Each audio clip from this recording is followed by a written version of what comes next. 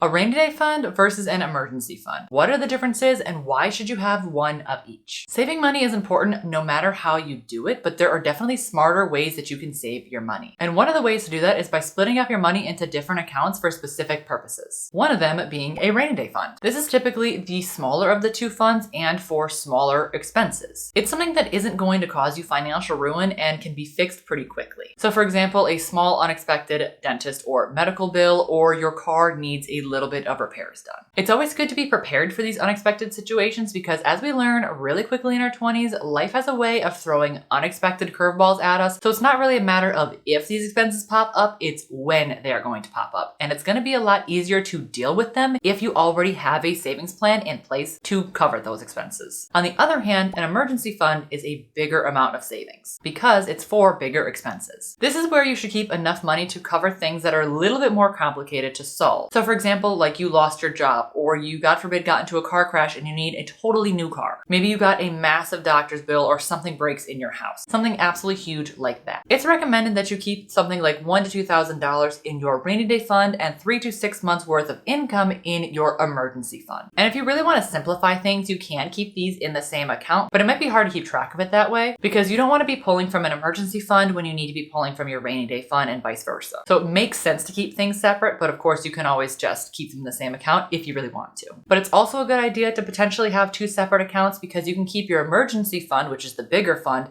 in a high yield savings account. And this just means that you are going to get a lot more bang for your buck. You're going to get a lot more interest made on the money that you have in there. And it makes sense to have more money in that account because the more money you have, the more interest you're going to make. And you might want to keep your rainy day fund in your savings account that you have with your bank. So for example, if you have a checking account with Comerica, you might also want to create a savings account with Comerica as well, because while the interest is going to be pretty terrible on that, it's going to be easier to pull from and it's not going to matter as much because you'll only keep a few $1,000s in there at once. For a high yield savings account, Discover Bank is a really good one. And if you already have a credit card with them, it's super easy to set up a high yield savings account with them. And if you do have both, you can manage them from the exact same app. So that's one of the ones that I recommend there. And then of course, for your other account, you can just use whatever regular bank you have near you or one you're already using. And I realize that this can be daunting if you are in your 20s and have little to no savings at all to hear about what accounts you should have. And if you don't even have one savings account, thinking about having two savings accounts, I get it, it can be daunting, but it doesn't have to be. You just need to start with one. But the question is, which one should you start first? My suggestion is you start with a rainy day fund first, because that one is going to be the easiest to start with. All you have to do is you go to your bank that you're already with and open up a savings account, and then you can start automatically or manually depositing money into that account every single week or every time you get paid. This is the easiest way to get started. And then whenever you hit a certain savings goal, whatever you choose in that regular savings account,